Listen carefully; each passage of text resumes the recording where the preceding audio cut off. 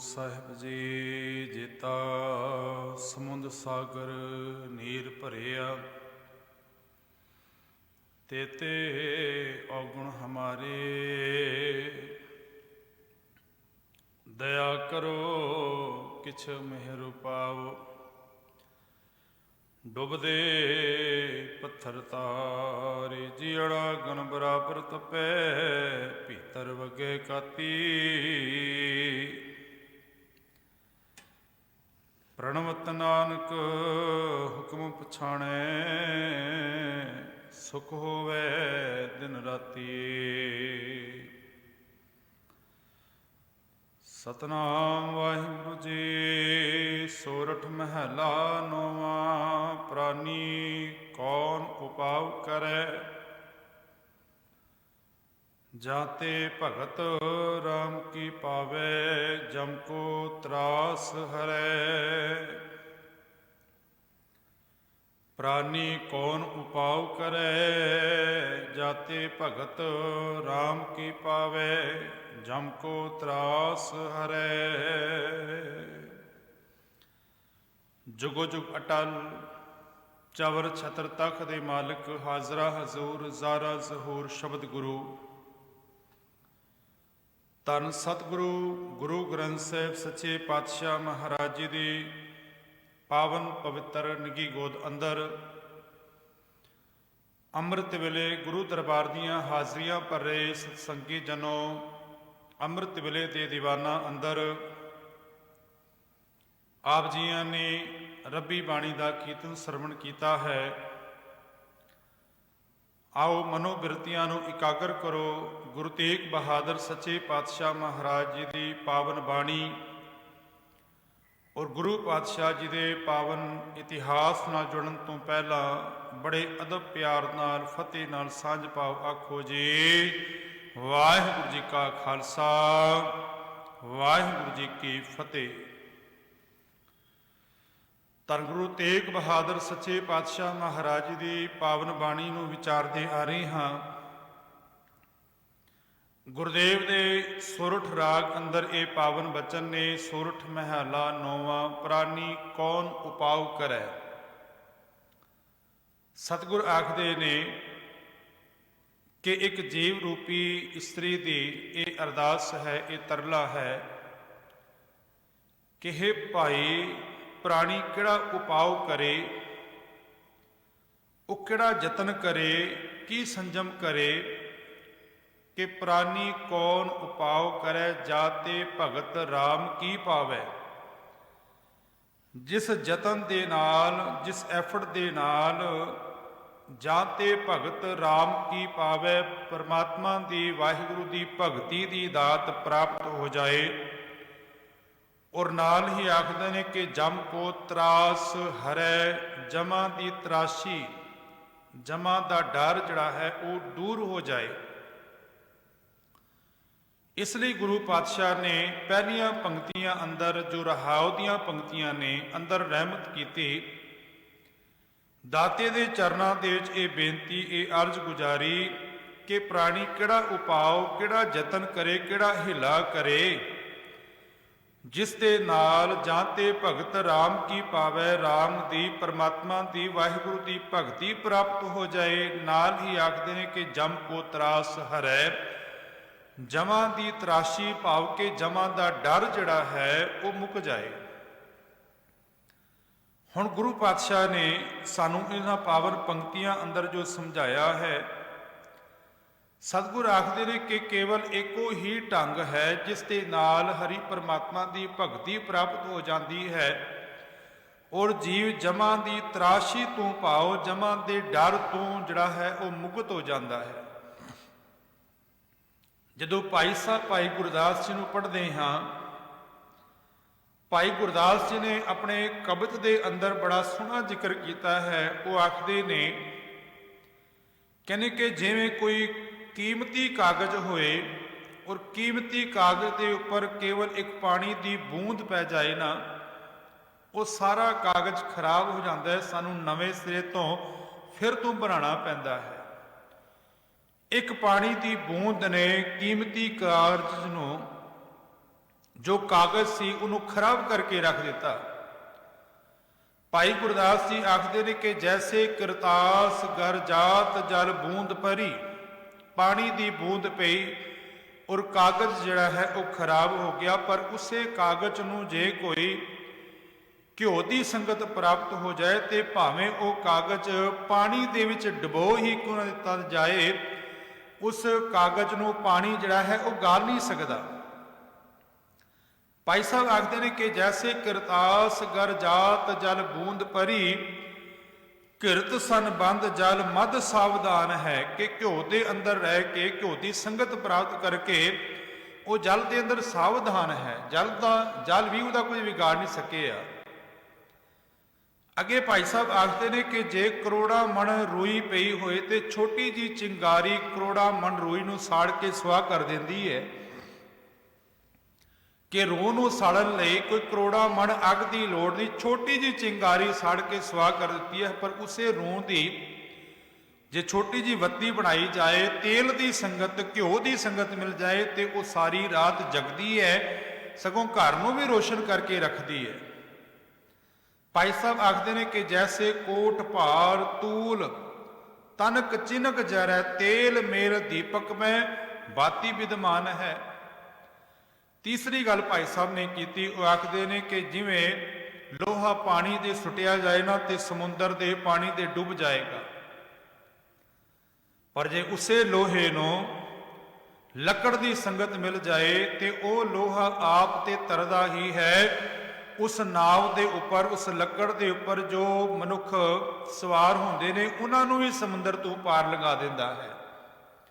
ਭਾਈ ਸਾਹਿਬ ਆਖਦੇ ਨੇ ਕਿ ਜੈਸੇ ਲੋਹ ਬੂੜ ਜਾਤ ਸਲਲ ਮੈਂ ਡਾਰਤ ਹੀ ਕਾਸ਼ਟ ਪ੍ਰਸੰਗ ਸੰਗ ਸਾਗਰ ਨਾ ਮਾਨ ਹੈ, ਤੈਸੇ ਜਮ ਕਾਲ ਬਿਆਲ ਸਗਰ ਸੰਸਾਰ ਗ੍ਰਸ ਹੈ। ਸਾਰਾ ਸੰਸਾਰ ਜਿਹੜਾ ਹੈ ਉਹ ਜਮਾਂ ਦੀਆਂ ਫਾਹੀਆਂ ਦੇ ਵਿੱਚ ਫਸਿਆ ਹੋਇਆ ਹੈ।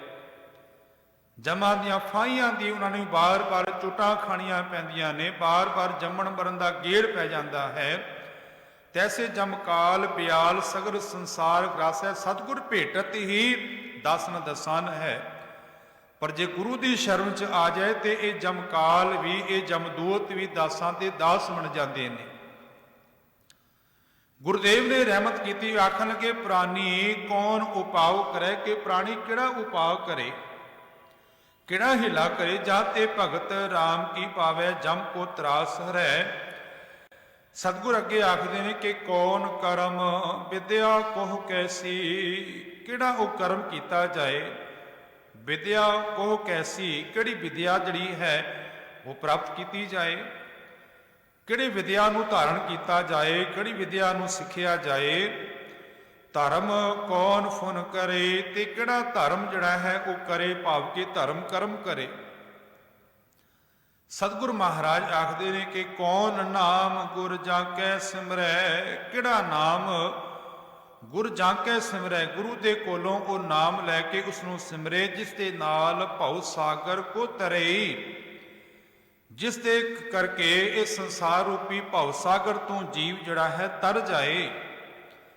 ਹੁਣ ਸਤਿਗੁਰ ਮਹਾਰਾਜ ਗੁਰਮਤਿ ਦਾ ਸਿਧਾਂਤ ਸਾਡੇ ਸਾਹਮਣੇ ਰੱਖਦੇ ਨੇ। ਮਹਾਰਾਜ ਆਖਦੇ ਕਿ ਕੱਲ ਮੈਂ ਏਕ ਨਾਮ ਕਿਰਪਾ ਨਿਧ, ਕੱਲ ਤੋਂ ਭਾਵ ਜਗਤ ਦੇ ਅੰਦਰ, ਸੰਸਾਰ ਦੇ ਅੰਦਰ, ਕੱਲ ਮੈਂ ਏਕ ਨਾਮ ਕਿਰਪਾ ਨਿਧ, ਕਿਰਪਾ ਦੇ ਖਜ਼ਾਨੇ ਉਸ ਵਾਹਿਗੁਰੂ ਦਾ ਬਖਸ਼ਿਆ ਹੋਇਆ ਇੱਕ ਨਾਮ ਜਿਹੜਾ ਹੈ ਆਪਣੇ ਹਿਰਦੇ ਅੰਦਰ ਧਾਰਨ ਕਰੇ, ਜਾਹੇ ਜਪੈ ਗਤ ਪਾਵੇ, ਜਿਸ ਨੂੰ ਜਪ ਕੇ ਜੀਵ ਜਿਹੜਾ ਹੈ ਉਹ ਉੱਚੀ ਆਤਮਿਕ ਅਵਸਥਾ ਪ੍ਰਾਪਤ ਕਰ ਲੈਂਦਾ ਹੈ।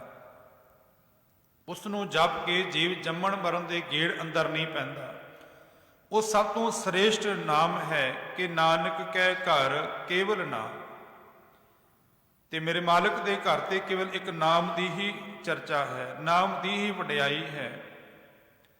ਸਤਿਗੁਰ ਮਹਾਰਾਜ ਆਖਦੇ ਨੇ ਕਿ ਜਪ ਤਪ ਤੀਰਥ ਉਹਨਾਂ ਜੁਗਾਂ ਕਾ ਧਰਮ ਹੈ, ਕੱਲ ਮੈਂ ਕੀਰਤ ਹਰਨਾਮਾ। ਪਰ ਕੱਲ ਦੇ ਅੰਦਰ, ਸੰਸਾਰ ਅੰਦਰ, ਜਗਤ ਅੰਦਰ ਹਰੀ ਦੀ ਕੀਰਤੀ ਹੀ ਸਭ ਤੋਂ ਸ੍ਰੇਸ਼ਟ ਹੈ, ਮਾਲਕ ਦੀ ਵਡਿਆਈ ਹੀ ਸਭ ਤੋਂ ਸ੍ਰੇਸ਼ਟ ਹੈ, ਹੋਰ ਕਰਮ ਨਹੀਂ।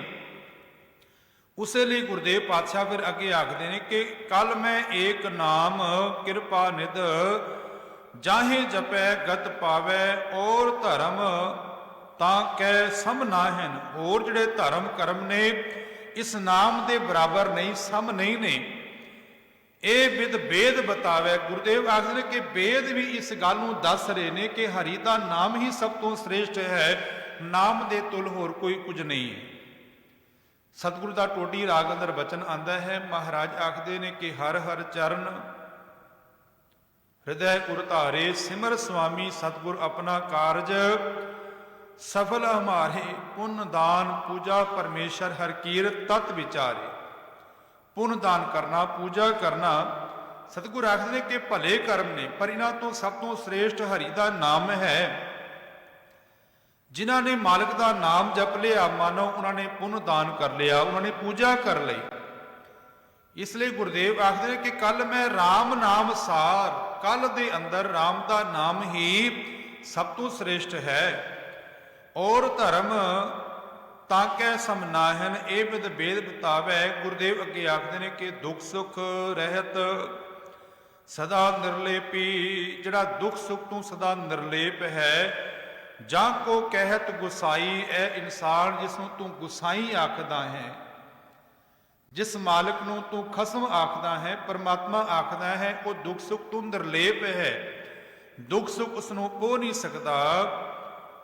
ਤੇ ਨਾਲ ਹੀ ਗੁਰਦੇਵ ਨੇ ਰਹਿਮਤ ਕੀਤੀ, ਆਖਣ ਲੱਗੇ ਸੋ ਤੁਮ ਹੀ ਮੈਂ ਬਸੈ ਨਿਰੰਤਰ, ਨਾਨਕ ਦਰਪਨ ਨਿਆਈ। ਉਹ ਮਾਲਕ ਤੇਰੇ ਅੰਦਰ ਨਿਰੰਤਰ ਇੱਕ ਰਸ ਮਾਲਕ ਤੇਰੇ ਅੰਦਰ ਵਰਤ ਰਿਹਾ ਹੈ।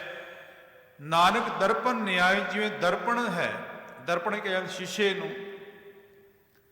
ਜਿਵੇਂ ਸ਼ੀਸ਼ੇ ਦੇ ਅੰਦਰ ਅਸੀਂ ਆਪਣਾ ਅਕਸ਼ ਦੇਖਦੇ ਹਾਂ, ਪਰਛਾਈ ਦੇਖਦੇ ਹਾਂ, ਇਸੇ ਤਰ੍ਹਾਂ ਉਹ ਮਾਲਕ ਭਾਵੇਂ ਦਰਪਣ ਦੇ ਵਿੱਚ ਆਪਣੇ ਅਕਸ਼ ਨੂੰ ਪਕੜ ਨਹੀਂ ਸਕਦੇ, ਇਸੇ ਤਰ੍ਹਾਂ ਉਹ ਮਾਲਕ ਸਾਡੇ ਅੰਦਰ ਵਸਦਾ ਹੈ। ਗੁਰੂ ਤੇਗ ਬਹਾਦਰ ਸੱਚੇ ਪਾਤਸ਼ਾਹ ਆਖਦੇ ਨੇ ਕਿ ਪੂਪ ਮਦ ਜੋ ਬਾਸ ਬਸਤ ਹੈ, ਮੁਕਰ ਮਾਹੇ ਜੈਸੇ ਛਾਈ। ਜਿਵੇਂ ਫੁੱਲ ਦੇ ਅੰਦਰ ਸੁਗੰਧੀ ਮੌਜੂਦ ਹੈ, ਸ਼ੀਸ਼ੇ ਅੰਦਰ ਪਰਛਾਈ ਮੌਜੂਦ ਹੈ, ਤੈਸੇ ਹੀ ਹਰ ਬਸੈ ਨਿਰੰਤਰ ਘਟ ਹੀ ਖੋਜੋ ਪਾਈ। ਉਸ ਨੂੰ ਆਪਣੇ ਹਿਰਦੇ ਵਿੱਚ ਖੋਜ, ਪਰ ਗੁਰੂ ਦੀ ਸ਼ਰਨ ਪੈ ਕੇ। ਜੋ ਗੁਰਦੇਵ ਨੇ ਰਹਾਉ ਦੀਆਂ ਪੰਕਤੀਆਂ ਅੰਦਰ ਕਿਰਪਾ ਕੀਤੀ ਕਿ ਪ੍ਰਾਨੀ ਕੌਣ ਉਪਾਉ ਕਰੈ, ਜਾਤੇ ਭਗਤ RAM ਕੀ ਪਾਵੈ। ਜਮ ਕੋ ਤਰਾਸ ਹਰੈ, ਜਿਸ ਦੇ ਨਾਲ RAM ਦੀ ਭਗਤੀ ਪ੍ਰਾਪਤ ਹੋ ਜਾਏ, ਉਹ ਜਮਾਂ ਦਾ ਡਰ ਜਿਹੜਾ ਹੈ ਮੁੱਕ ਜਾਏ। ਉਹ ਗੁਰੂ ਦੀ ਸ਼ਰਨ ਪੈ ਕੇ, ਗੁਰੂ ਦੀ ਸਿੱਖਿਆ ਨੂੰ ਲੈ ਕੇ ਆਪਣੇ ਹਿਰਦੇ ਅੰਦਰ ਹੀ ਬੰਦੇ ਖੋਜ ਦਿਲ ਹਰ ਰੋਜ਼, ਆਪਣੇ ਹਿਰਦੇ ਅੰਦਰ ਖੋਜ। ਉਹ ਮਾਲਕ ਤੇਰੇ ਹਿਰਦੇ ਅੰਦਰ ਹੀ ਹੈ। ਧੰਨ ਗੁਰੂ ਤੇਗ ਬਹਾਦਰ ਸੱਚੇ ਪਾਤਸ਼ਾਹ ਮਹਾਰਾਜ ਜੀ ਦੇ ਪਾਵਨ ਇਤਿਹਾਸ ਦੇ ਵਿੱਚੋਂ ਅਸੀਂ ਕੱਲ ਵਿਚਾਰਿਆ ਕਿ ਧੰਨ ਗੁਰੂ ਤੇਗ ਬਹਾਦਰ ਸੱਚੀ ਸਰਕਾਰ ਦਿੱਲੀ ਪਹੁੰਚਦੇ ਨੇ। ਗੁਰਦੇਵ ਦੀ ਆਗਰੇ ਤੋਂ ਗ੍ਰਿਫਤਾਰੀ ਹੁੰਦੀ ਹੈ ਤੇ ਗੁਰਦੇਵ ਪਾਤਸ਼ਾਹ ਨੂੰ ਉਸ ਹਵੇਲੀ ਅੰਦਰ ਰੱਖਿਆ ਗਿਆ, ਜਿਸ ਨੂੰ ਕਿਹਾ ਜਾਂਦਾ ਸੀ ਇਹ ਭੂਤਾਂ ਦੀ ਹਵੇਲੀ ਹੈ। ਜਿਹੜਾ ਮਨੁੱਖ ਉਸ ਅੰਦਰ ਗਿਆ, ਕਹਿੰਦੇ ਕਿ ਵਾਪਸ ਡਰ ਕੇ ਉਹ ਵਾਪਸ ਨਹੀਂ ਸੀ ਆਇਆ ਜਿੰਦਾ। ਪਰ ਧੰਨ ਗੁਰੂ ਤੇਗ ਬਹਾਦਰ ਸੱਚੇ ਪਾਤਸ਼ਾਹ ਨੂੰ ਉਸ ਭੂਤਾਂ ਦੀ ਹਵੇਲੀ ਦੇ ਵਿੱਚ ਰੱਖਿਆ ਗਿਆ। ਨਾਲ ਗੁਰੂ ਕੇ ਪਾਤਸ਼ਾਹ ਦੇ ਪਿਆਰੇ ਸਿੱਖ ਭਾਈ ਸਤੀ ਦਾਸ, ਭਾਈ ਮਤੀ ਦਾਸ, ਭਾਈ ਦਿਆਲਾ ਜੀ। ਔਰ ਇੱਕ ਗੱਲ ਮੈਂ ਕਰਦੇ ਹਾਂ, ਇਹ ਤਰਾਸ਼ਦੀ ਹੈ ਸਾਡੀ ਕਿ ਜਿਸ ਜੰਗਲੇ ਅੰਦਰ, ਜਿਸ ਪਿੰਜਰੇ ਅੰਦਰ ਧੰਨ ਗੁਰੂ ਤੇਗ ਬਹਾਦਰ ਸੱਚੇ ਪਾਤਸ਼ਾਹ ਨੂੰ ਕੈਦ ਕੀਤਾ ਗਿਆ ਸੀ, ਅੱਜ ਉਹ ਪਿੰਜਰਾ ਵੀ ਸਾਡੀ ਵਿਰਾਸਤ ਦੇ ਵਿੱਚੋਂ ਨਹੀਂ ਰਿਹਾ। ਉਹ ਵੀ ਸਿੱਖ ਇਤਿਹਾਸ ਸੰਭਾਲ ਨਹੀਂ ਸਕਿਆ। ਉਹਦਾ ਖੋਜ ਖਬਰ ਅੱਜ ਤੱਕ ਨਹੀਂ ਮਿਲੀ ਕਿ ਕਿਵੇਂ ਉਸ ਨੂੰ ਕਬਾੜ ਦੇ ਭਾਅ ਵੇਚ ਦਿੱਤਾ ਗਿਆ ਹੈ। ਇਹ ਵੱਖਰਾ ਪੱਖ ਹੈ। ਮਹਾਰਾਜ ਨੂੰ ਜਿਸ ਪਿੰਜਰੇ ਦੇ ਵਿੱਚ ਰੱਖਿਆ ਗਿਆ, ਇਤਿਹਾਸਕਾਰ ਕਹਿੰਦੇ ਨੇ ਕਿ ਧੰਨ ਗੁਰੂ ਤੇਗ ਬਹਾਦਰ ਸੱਚੇ ਪਾਤਸ਼ਾਹ ਨਾ ਤੇ ਪਿੱਛੇ ਢੋਲ ਲਾ ਸਕਦੇ ਨੇ, ਕਿਉਂਕਿ ਪਿਛਲੇ ਪਾਸੇ ਵੀ ਕੰਡੇ ਨੇ, ਤੀਰਾਂ ਦੇ ਤਰ੍ਹਾਂ ਉਹ ਚੁੱਭਦੇ ਨੇ। ਮਹਾਰਾਜ ਨਾ ਅੱਗੇ ਹੋ ਸਕਦੇ ਨੇ, ਨਾ ਸੱਜੇ ਨਾ ਖੱਬੇ, ਪਾਓ ਕੇ ਪਿੰਜਰੇ ਦੇ ਵਿੱਚ ਇੱਕੋ ਥਾਂ ਦੇ ਉੱਪਰ ਧੰਨ ਗੁਰੂ ਤੇਗ ਬਹਾਦਰ ਸੱਚੇ ਪਾਤਸ਼ਾਹ ਖੜੇ ਨੇ। और बैठ भी नहीं सकते और ना ही सीधे खड़े हो सकते ने। महाराज झुक के उस पिंजरे दे अंदर रहे ने ते जालमा ने हर एक हिला वरतिया कि जिस ढंग दे नाल गुरु तेग बहादुर सच्चे पातशाह नूं तसीहे दिते जाण ते इह इस्लाम नूं कबूल कर लै। धन गुरु तेग बहादुर सच्चे पातशाह के सन्मुख गुरु के प्यारे सिख भाई मती दास जी, भाई सती दास, भाई दयाला जी, 10 नवंबर का दिन है, 1675 सन है। ते भाई मती दास जी नूं सब तो पहला उन्होंने कहा कि भाई मती दास जी तुसी या ते करामात दिखाओ, जे करामात नहीं दिखा सकते ते फिर इस्लाम दे विच ईन कबूल कर लियो। ते भाई मती दास और भाई सती दास दोवें सके भरा ने। ये गल याद रखना कि भाई मती दास और भाई सती दास दोवें सके भरा ने और भाई मती दास जी धन गुरु तेग बहादुर सच्चे पातशाह के घर के दीवान ने महाराज दे। भाई मती दास जी नूं हालांकि भाई मती दास ने यह बचन के सन कि गुरु पातशाह जे तुसी हुक्म करो तो दिल्ली तो लैके लाहौर तक इट दे नाल इट खड़का दियां, क्योंकि अध्यात्मिक शक्ति है उन्होंने कोल। धन गुरु तेग बहादुर महाराज मुस्कुरा के आखन के मती दास ये ताकत कित्थों लई है? आखन के गुरु पातशाह आप जी दे चरनां दे विचों। ते गुरुदेव पातशाह आखनगे फिर असीं भी कर सकते हाँ, वो शक्तियां साढ़े कोल नहीं। भाई मती दास चुप हो गए। भाई मती दास जी कोल वो अध्यात्मिक शक्ति है, पर भाई मती दास जी ये गल वो जलाद भी सुन रहे हैं, सिपाही सुन रहे ने। ते देखो कई बार कहते ने कि सजा दित्तियां गईयां, जालमा ने वो सजावां दित्तियां कि लोग सुन के देख के उन्होंने रूह कंब जाए। भाई मती दास जी के उपर यह फतवा लगा कि इन्हां दे शरीर के 2 टुकड़े कर दिते जान। ते भाई मती दास जी मुस्कुरा पे आखन लगे दुनिया के सारे सुख देखे ने। धन गुरु तेग बहादुर सच्चे पातशाह आप जी के चरणों के रह के सारे दुनिया के सुख देखे ने, पर आरे दे नाल अपने तन नूं चिरवा लेना यह सुख अजे तक नहीं माणिया। अज जे मालिक ने कृपा की है तो अज आरे दे नाल चिरवा के ये सुख भी मैं हंडाना चाहता हूं। जलाल पूछते ने भाई मती दास कोई अखीरली मंग है? आखन लगे हाँ है, ते केवल एको ही है कि जदों मेरे तन दे उपर आरा चले तो मेरा मुख मेरे गुरु वल होए, गुरु तेग बहादुर सच्चे पातशाह वल। उन्होंने सोचा कि गुरु पातशाह आप देखणगे सिखां नूं शहीद होंदियां गुरु पातशाह का मन पिघल जाएगा गुरु पातशाह का मन। भाई मती दास नूं लकड़ां दे अंदर जकड़िया गया। ताई भाई मती दास जी के उपर सीस के उपर अज आरा चल रहा है।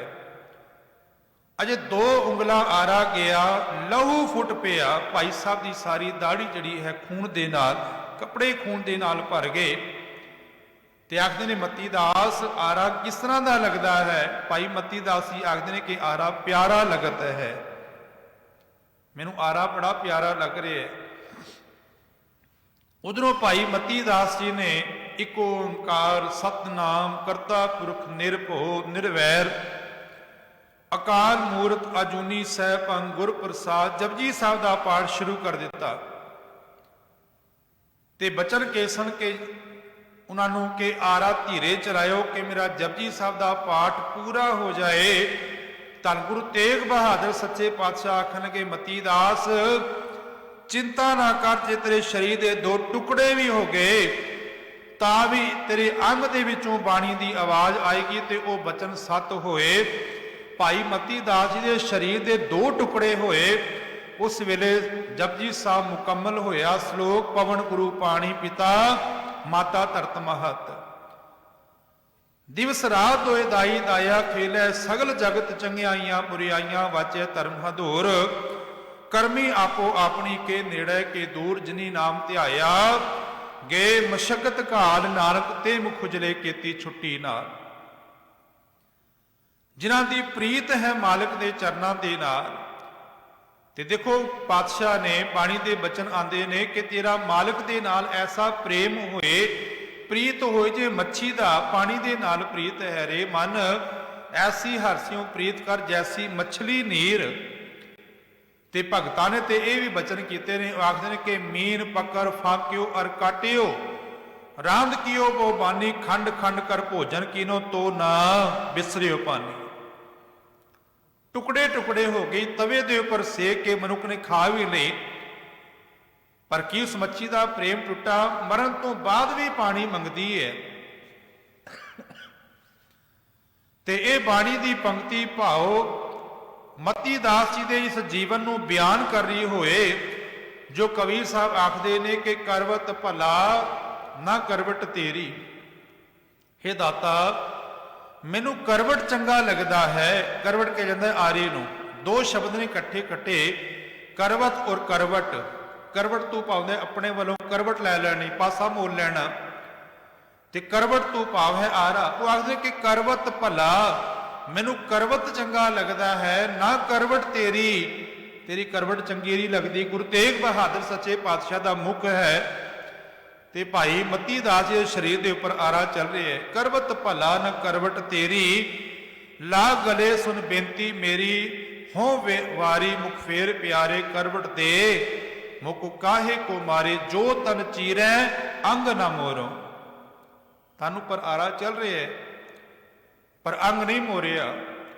ਜੋ ਤਨ ਚੀਰੈ ਅੰਗ ਨਾ ਮੋਰੋ, ਪਿੰਡ ਪਰੈ ਤੋ ਪ੍ਰੀਤ ਨਾ ਤੋਰੋ, ਹਮ ਤੁਮ ਬੀਚ ਭਿਓ ਨਹੀਂ ਕੋਈ, ਤੁਮੈ ਸੁਕੰਤ ਨਾਰ ਹਮ ਸੋਈ। ਇਹ ਅਵਸਥਾ ਹੈ ਉਹਨਾਂ ਗੁਰੂ ਕੇ ਪਿਆਰਿਆਂ ਦੀ।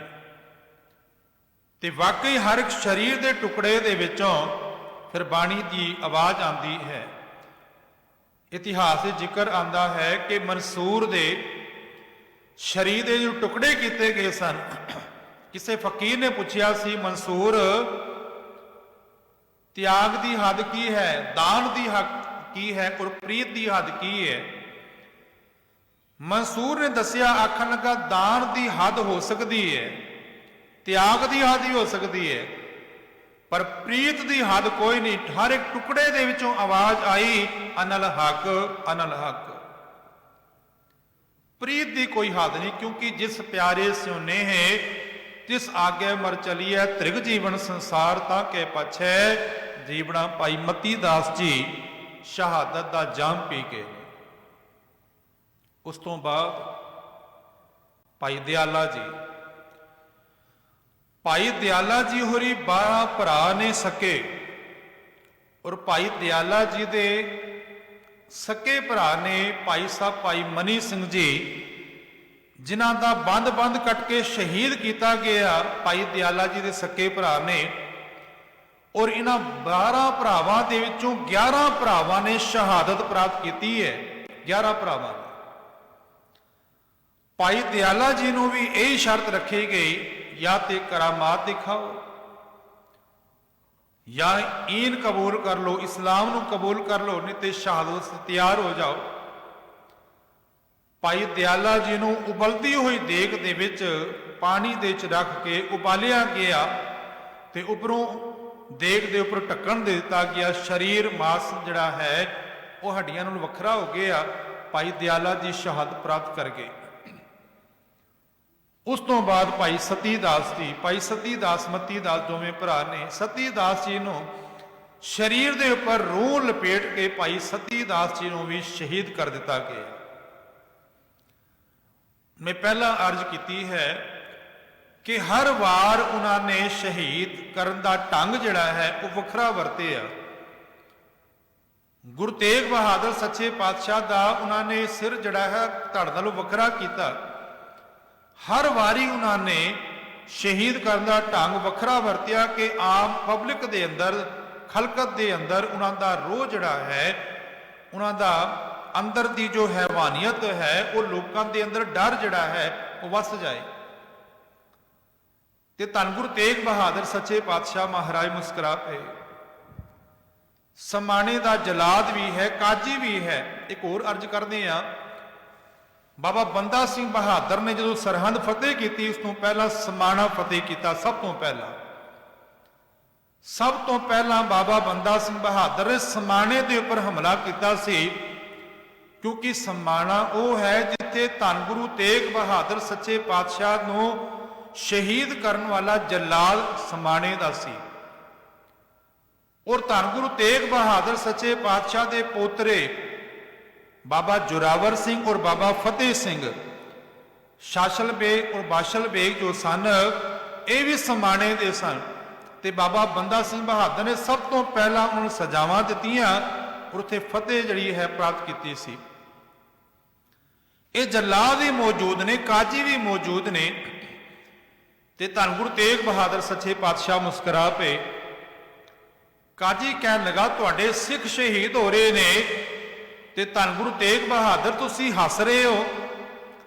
ਧੰਨ ਗੁਰੂ ਤੇਗ ਬਹਾਦਰ ਸੱਚੇ ਪਾਤਸ਼ਾਹ ਮਹਾਰਾਜ ਆਖਣ ਲੱਗੇ, ਪੰਜਵੇਂ ਜਾਮੇ ਅੰਦਰ ਗੁਰੂ ਅਰਜੁਨ ਦੇਵ ਮਹਾਰਾਜ ਨੇ ਆਪ ਪੂਰਨੇ ਪਾਏ। ਧੰਨ ਗੁਰੂ ਅਰਜੁਨ ਦੇਵ ਮਹਾਰਾਜ ਤਤੀ ਤਵੀ ਪਰ ਬੈਠੇ ਨੇ, ਗਰਮ ਸੀਸ ਦੇ ਉੱਪਰ ਰੇਤਾ ਪੈ ਰਿਹਾ ਹੈ, ਪਾਣੀ ਵਿੱਚ ਉਬਾਲਿਆ ਗਿਆ। ਧੰਨ ਗੁਰੂ ਅਰਜੁਨ ਦੇਵ ਮਹਾਰਾਜ ਪੂਰਨੇ ਪਾ ਰਹੇ ਨੇ ਤੇ ਸਿੱਖ ਦੇਖ ਰਹੇ ਨੇ। ਤੇ ਉਹ ਪੂਰਨੇ ਅੱਜ ਸਫਲੇ ਹੋਏ ਨੇ ਕਿ ਧੰਨ ਗੁਰੂ ਤੇਗ ਬਹਾਦਰ ਸੱਚੇ ਪਾਤਸ਼ਾਹ ਦੇਖਦੇ ਨੇ ਤੇ ਗੁਰੂ ਪਾਤਸ਼ਾਹ ਦੇ ਅੱਖਾਂ ਦੇ ਸਾਹਮਣੇ ਭਾਈ ਸਤੀ ਦਾਸ, ਭਾਈ ਮਤੀ ਦਾਸ, ਭਾਈ ਦਿਆਲਾ ਜੀ ਸ਼ਹਾਦਤ ਪ੍ਰਾਪਤ ਕਰਦੇ ਨੇ। ਮਹਾਰਾਜ ਕਹਿਣ ਲੱਗੇ, ਜਦੋਂ ਇੱਕ ਪੜ੍ਹਾਉਣ ਵਾਲਾ ਜੋ ਟੀਚਰ ਹੈ ਉਹ ਬੱਚਿਆਂ ਨੂੰ ਪੜ੍ਹਾਏ ਔਰ ਬੱਚੇ ਇਮਤਿਹਾਨ ਅੰਦਰ ਚੰਗੇ ਨੰਬਰ ਲੈ ਕੇ ਪਾਸ ਹੋਣ, ਤੇ ਉਸ ਵੇਲੇ ਅਧਿਆਪਕ ਦਾ ਟੀਚਰ ਦਾ ਸੀਨਾ ਜਿਹੜਾ ਹੈ ਉਹ ਚੌੜਾ ਹੋ ਜਾਂਦਾ ਹੈ ਕਿ ਅੱਜ ਮੇਰੇ ਪੜ੍ਹਾਏ ਹੋਏ ਬੱਚੇ ਚੰਗੇ ਨੰਬਰਾਂ ਦੇ ਨਾਲ ਪਾਸ ਹੋਏ ਨੇ। ਮੇਰੇ ਪੜ੍ਹਾਏ ਹੋਏ ਜਿਹੜੇ ਗੁਰੂ ਕੇ ਸਿੱਖ ਨੇ ਉਹ ਚੰਗੇ ਨੰਬਰਾਂ ਨਾਲ ਪਾਸ ਹੋਏ ਨੇ। ਤੇ ਧੰਨ ਗੁਰੂ ਤੇਗ ਬਹਾਦਰ ਸੱਚੇ ਪਾਤਸ਼ਾਹ ਇਹਨਾਂ ਦੇ ਸਾਹਮਣੇ ਵੀ ਇਹ ਗੱਲਾਂ ਰੱਖੀਆਂ ਗਈਆਂ ਕਿ ਗੁਰੂ ਪਾਤਸ਼ਾਹ 10 ਤਰੀਕ ਨੂੰ ਤਿੰਨੋਂ ਗੁਰੂ ਕੇ ਸਿੱਖ ਸ਼ਹੀਦ ਹੋਏ ਨੇ।